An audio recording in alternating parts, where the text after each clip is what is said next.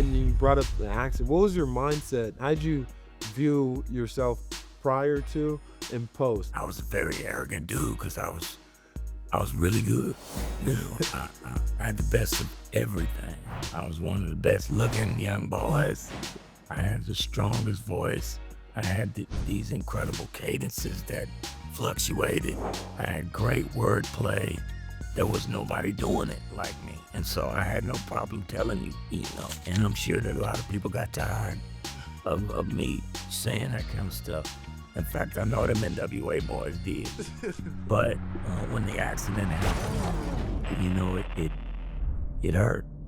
You know, it put me in a space where I had to walk alone, and then drugs and alcohol and, you know, that whole stuff. It was just really a difficult time. Depression and not wanting to be here anymore.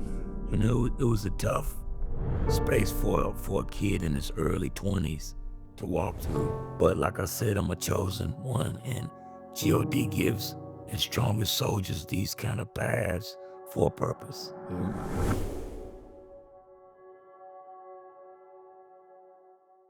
So I want to first start with the origin. How hard was it for you to break into the music industry, and what was your experience like to do that? Man, it actually wasn't hard at all. Just a sequence of really chance meetings, uh, and a preparation, that opportunity, and it just happened. You know, it was actually really quick.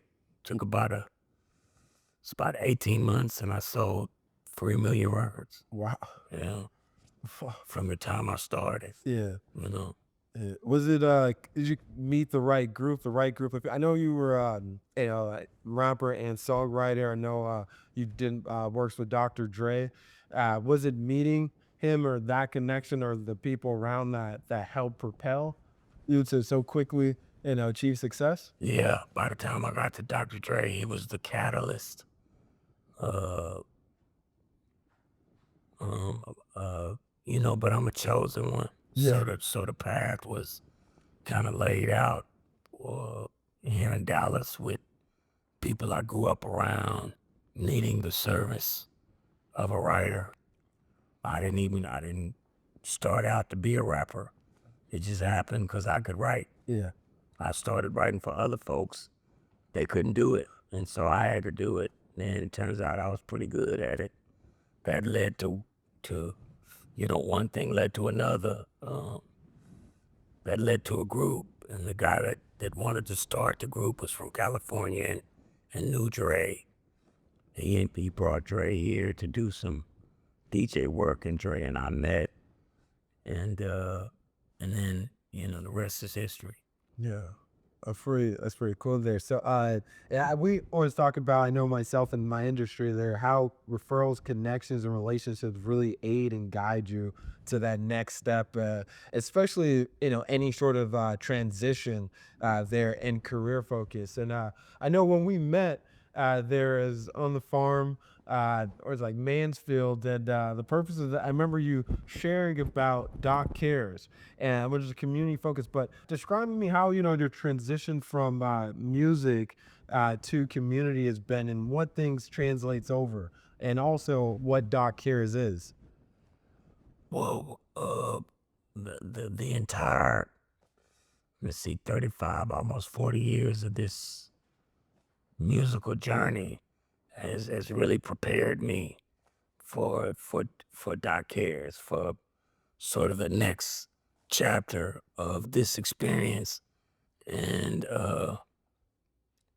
you know, it's a lot of pain and a lot of hard times and a lot of trauma to overcome, to get your spirit to a place where you're ready to pour out into these kids what's necessary to make sure that they don't go through the same pitfalls as we do as men, well, as I did as a young guy growing up. And so I created Doc Cares as an avenue that I could take the skill sets that I developed and the relationships that I have and pass them along to these kids who really all they want is some of the same opportunities I had. Um, and they think that they can find those opportunities in the street. But grown folks know. Anybody that's been out there knows it's really only two places that the majority of them are going to find themselves, just in the streets, and that's the graveyard or the penitentiary. And so we want to do everything we can to give them another avenue, to use education as a tool, to get in and get what they want without putting themselves in a position where they can um, be in trouble. Yeah. So what would you say are the top three things that young people are facing, the challenges that Doc Cares aids them with and helps allow them to avoid things like the penitentiary or the street life or other items that, may take them down the wrong path? Well, education is a big one. We all know that education is key. But I don't want to pile on to this educational system. But in the time and period we are in the United States, education is fractured. It it's old. It doesn't speak to a new generation doing new things. They've been teaching the same way, the same things forever, and the world has progressed. These kids are finding themselves more and more um, in a space where they don't even, they don't even want to be there. The truancy rate just in the super block of 216 in this city is almost 50% since COVID. That means they just don't see any progress in it. Now, what common sense will tell you that the kids that play sports, football, basketball, those things, they show up. Yeah. Because they see their futures in those balls. So they'll show up, they'll be in the class in the front, they'll get 3.0 GPAs because they're trying to get somewhere. The kids that don't run and jump, they don't have that access. So what the programming at Doc Cares does, one, is offer them training and job placement opportunities and the things that they love doing. Two, it gives them a reason to want to go to school, stay off the street. Three, it gives them access to higher learning uh, programs at colleges like New York University and Howard University that are partnering with Doc Cares to give my kids access to their programs during the summer. It just gives these kids hope and showing them things that they don't get to see ordinarily in the hood, and I just think that's important. Yeah, no, absolutely, absolutely. And I think, yeah, when we met there, I shared my origin coming from Liberia, being an immigrant, and I wasn't good at sports, so I wasn't going to, make a career or solve my life in shooting a basketball or throwing a football Yeah. there, and pouring into education and going through programs there is a big thing, and also, I have. Neighbors across the street, and these two young boys. I think I've shared about them and their older sister, and I spend time with them. Yeah, I'm basketball hoop in the back. They've come over, shoot hoops with them, or I shoot hoops with them there, and talk about their school and things like that. And I have seen. I'm sure a little bit, not too, but where the older sister had dropped out of high school at 16 years old, and I spent a Sunday with them about 3 4 months ago. Took him to Andretti's, took him out to Ian. That's where I heard her story about. I was like, oh Maya, what are you doing? And but great, she got back into school this fall and I give the kids a little bit of a little work here and there, put some in their pocket and kind of show them a little bit self-starter action, and it definitely is fulfilling to and this is one person, but I know you're changing hundreds of kids' lives in Dallas, especially at the 50% rate there. That's a big thing, to be able to provide that opportunity and that shift because man, just really makes a huge difference in the lives of the kids here. So, I'm curious there. So as you've been, doing Doc Cares there, what challenges has Doc Cares faced? I understand the challenges that you solved of the children, but what challenges have you experienced there creating the community initiative and that you've had to overcome? Man, my whole journey has been that of maneuvering around obstacles. So I don't see challenges. I just see opportunity. Yeah. I'm not one that's fair. I don't believe in it. I'm gonna get it done, hook or crook. If I have a vision, I'm gonna make it happen.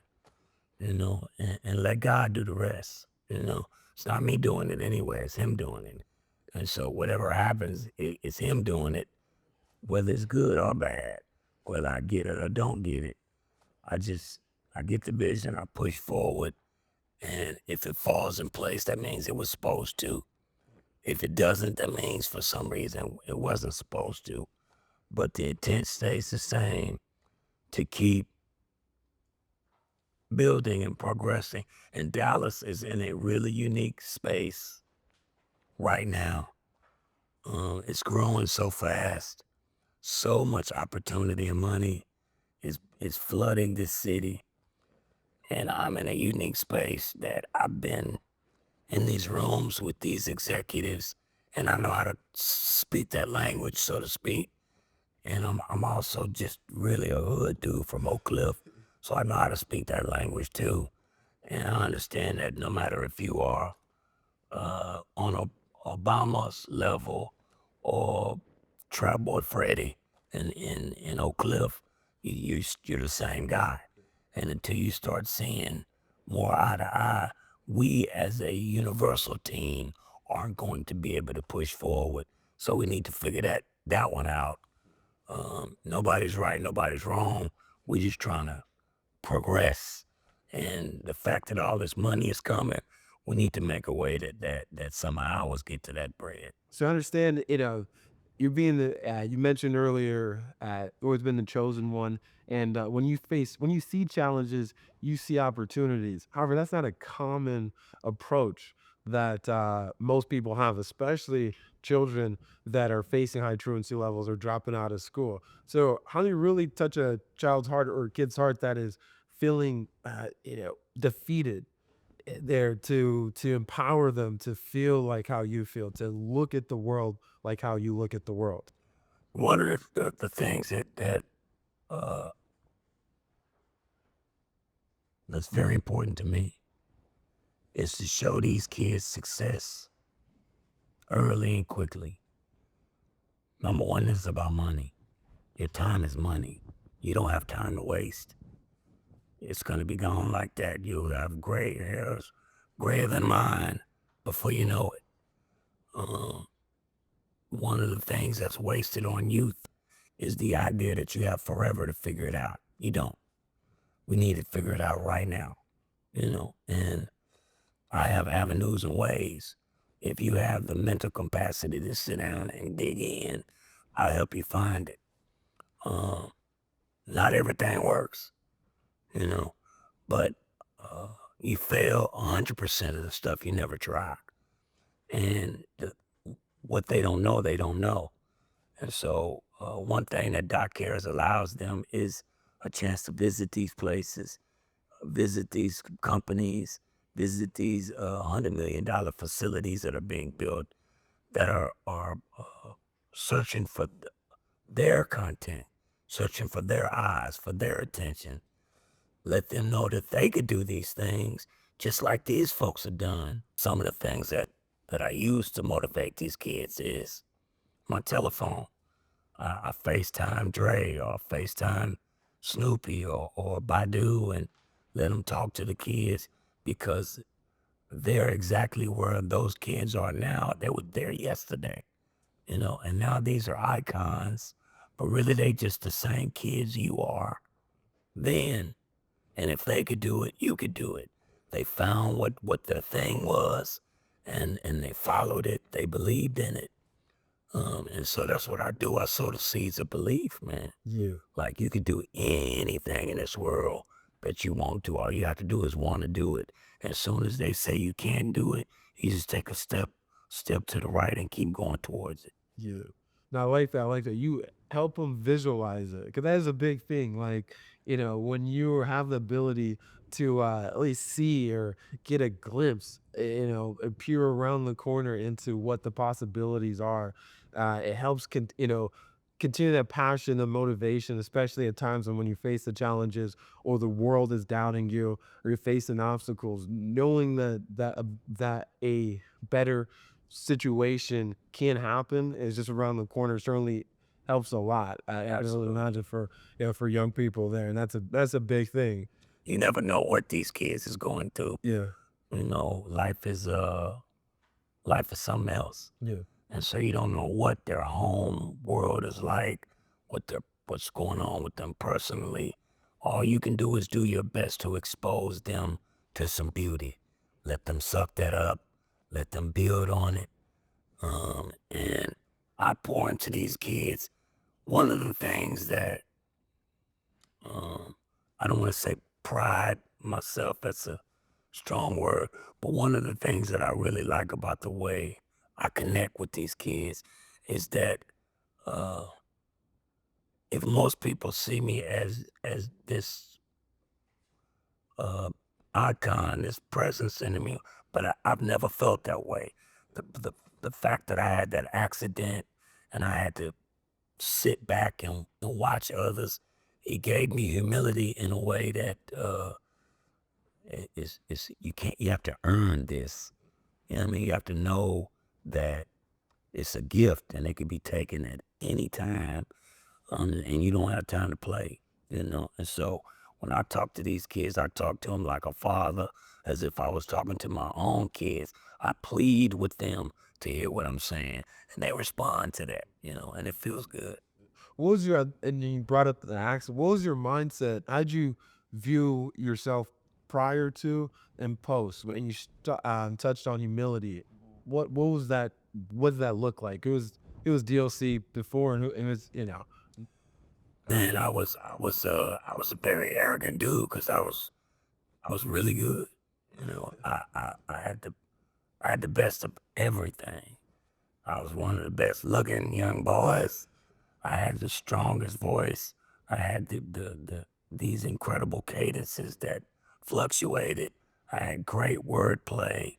There was nobody doing it like me, and so I had no problem telling you. Um, and I'm sure that a lot of people got tired of me saying that kind of stuff. In fact, I know them NWA boys did. But when the accident happened, it hurt. It put me in a space where I had to walk alone. I was too ashamed to come home because of that arrogant behavior. So I had to stay around that world and try to figure it out. But throughout all that time, even though I continued to create at a high level, it was always for somebody else. So the higher they would go, felt like the lower I went. And then the drugs and alcohol and that whole stuff. It was just really a difficult time. Depression and not wanting to be here anymore. It was a tough space for a kid in his early 20s to walk through. But like I said, I'm a chosen one, and God gives his strongest soldiers these kind of paths for a purpose. and DLC after dealing with those challenges has been humble and what else? That's it, humble and passionate about being a servant, passionate about being purposeful, that recognizing that it's God thing, it's not a D.O.C. thing. It's his will, it's not mine. So I don't get wrapped up in the successes or the failures. I don't get too high, too low about anything. I just keep my head down and keep walking. Because at the end of the day, his will be done. And I'm just playing my part in in this game, I look at it like, life is, I'm a writer. And so the person that wrote uh, The Wizard of Oz, the person that wrote that movie, who wrote all these characters, the wicked witch of the East and the good one of the West and the wizard and Dorothy and the straw guy and the little midgets and all that. He knew what all of them were going to do. They didn't, but every one of them had to do exactly what they did in order for that movie to be a great movie. And so this, what we are living, is God's script. And though we don't know what the script is, he does. And all we got to do is continue to play our role. And I'm trying to play my role so I get an Academy Award when I get up out of here. I feel it. I feel, and that Academy Award is being accepted in the gates of heaven. Absolutely. Allowing you in there. So do you still make music nowadays? I heard about a recent album made using AI there. Touch on how that album was made and how you train the language model and how do you see AI kind of changing things? I haven't begun to build their record, uh, but I got one song left on an album I made for me, using this voice, because in my humble opinion, the pain and the power is in this voice. The machine sees the marketing and the manufacturing in AI and that tool going forward, and so do I. I spent 35 years busting my hump trying to figure out how I can get back to that voice. But it wasn't until I developed this understanding that I understand that God's power is in this voice, and this one has to be used. And so I started building a record about 5 to 6 months ago called NWG, and I let it loose on this program. Most folks will think it's something to do with gangster rap, but NWG stands for Nothing Without God. And when I explain this album to people, it sounds like if NWA made a gospel record. And it's some of the best work I've ever done. I'm super proud of it. And I'm keeping this tucked in my cubby hole so that when I begin to work on these folks' AI project, which I'm super excited about, um, there's a distinction between the characters, because the large language model building techniques that have been used thus far, in my mind, there are so many gaps in it, because you have to be a deliverer, in my humble opinion, of the word to understand the things that are missing. I'll give you a perfect example.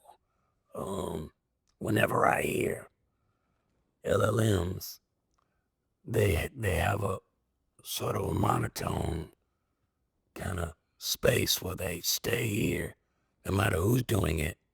It sounds like somebody that's on the news, 6 o'clock news. They understand it's right here and it's there.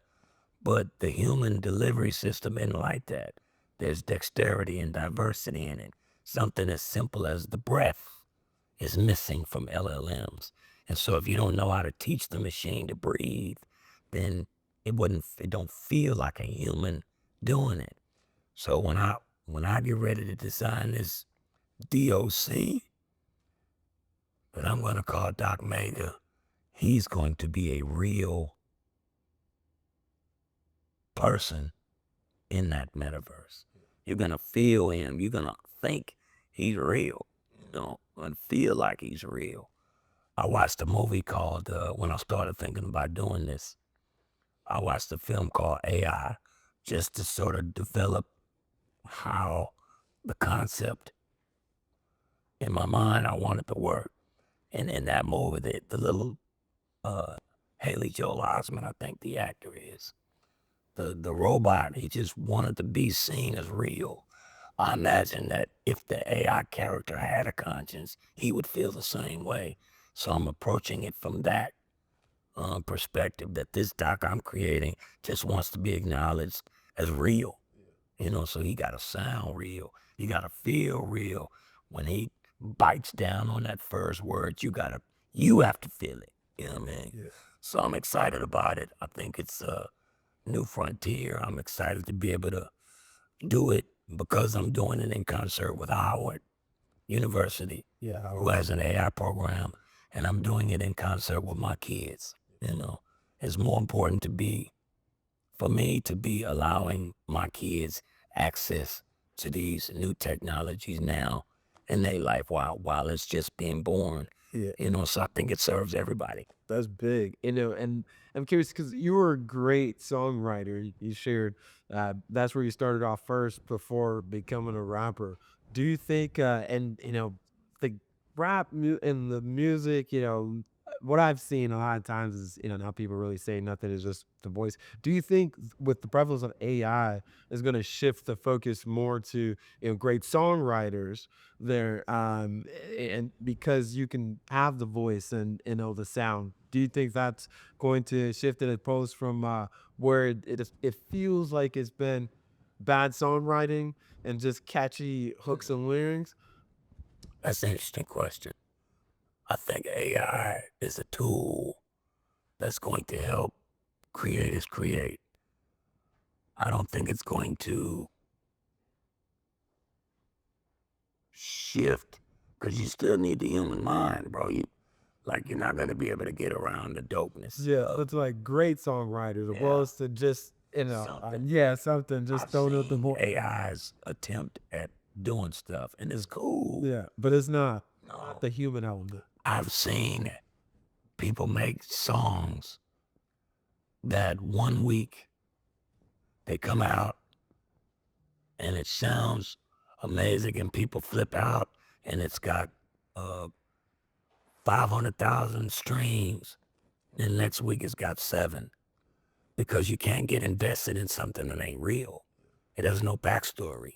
You know, One thing about Doc Mega is he already has a built-in backstory, you know, and it'll be like me creating a multiverse for him. He's got connections with Easy that he could revive. He could make records in that space with Busta over there in that metaverse and create stories and give people something to follow so that they can stay invested, like cartoons when you were young. You watch Tom and Jerry and all that stuff over and over again, like you knew Tom and Jerry. Yeah, yeah, you feel like You they're have to create that kind of element in order for AI to have a lasting effect on the human mind. Because if you don't have that connection to it emotionally, the bells and whistles might be cool for a minute, but then you're gonna come snap back to reality. Which is why I think all of these people creating these, they trying to find that one. I think that it's the machine trying to cut out the human element. yeah, it's not gonna work. Yeah, It's just not gonna work. They continue to do it because that's what they do. They're trying to make as much money as they can, and that's their role in this movie. I don't think it's gonna work, and that's my role. yeah, yeah. But as humans, we need to protect that. So, how can we support Doc Cares? How can we find it? What can we do as an audience there to support and your initiatives and Doc Cares? Well, one of the first things that I did was I created a fundraising tool that is an album. It's a limited edition copy. I should have bought one of No One Could Do It Better with my documentary poster as the album cover, and some special little things inside. Um, and if you go to doccares.org, doccares.org, and you donate $50 to the school, you send me that tax receipt. I'll send you one of these limited edition copies signed. Um, And it's a chance for you to get something from your guy if D.O.C is your guy. And it's a chance for you to support these kids because besides the money that it costs to make the record, all of that money goes to their programming. None of it comes to me. It's a way for me to engage with my fans who've probably been waiting a long time to for me to reappear sort of on the scene. And everything in God's time, bro. I think the fact that I'm getting creative again, the fact that this school has come around, the fact that this documentary is coming up, this AI record, the Howard connection, all these things are happening at once. It can't be for nothing. Yeah. You know what I mean? So I'm just trying to stay focused, trying to stay humble, and trying to be the best servant I can for the sake of these kids, for the sake of my father, and for the sake of my own kids, so they can see that their dad is more than just a guy that writes good rap songs. Their dad is somebody that cares about people. Their dad is somebody that does for the community so that they can grow up and want to be like their daddy. Yeah. And when can we expect Doc Maker the album to come out and the documentary? I think everything happens in 26. I think 26 is a big year for me. I got invited to perform at Howard's homecoming on the 25th of next month. Yeah. Okay. And it'll be the first time as D.O.C with this voice I've ever performed in 30 years. And the album, the NWG album, I'm performing a couple of those songs off that record. I'm gonna do a kind of an AI version of a couple of the old songs, funky enough in the formula with Howard's marching band, and we're gonna have some fun. Oh, that sounds like a great time. That sounds like a great time. So I say thank you so much for taking the opportunity to come by on the set here. It's not that hard to share about Doc Cares, Doc Maker, the album coming out, as well as the documentary. It's been a pleasure. Brother, to say thank you for having me, man. I appreciate the work that you're doing in the city. I appreciate where you're from. I'm trying to make that connection back to the mother myself. I think the music that's coming out of that space now is the future of dopeness. Yeah. We don't know it yet, but I think there's a hip hop connection to that Afro beat that we need to really expound on, because I think that's special. Yeah, if your schedule opens up in December, and I'll be in Liberia. So we can line something up. Tell them out, okay? I'm with that because I'm trying to get there. I want to see myself. Cause one thing, like when I look at social media and you're not seeing all this political bullshit that's going on out there, when you see those kids over there dancing to those Afro drums, it's just, it reminds me of when hip hop first came. Yeah, dude. And it was so, Rhythm. yeah, it moved you in a way. Yeah. I just love to watch them do that. I can't do it. I done got too old. My knees won't do it, but I love watching them do it, bro. And so I'd love to go see my brothers and see my sisters and see my nieces and nephews and let them know Uncle Doc is with them.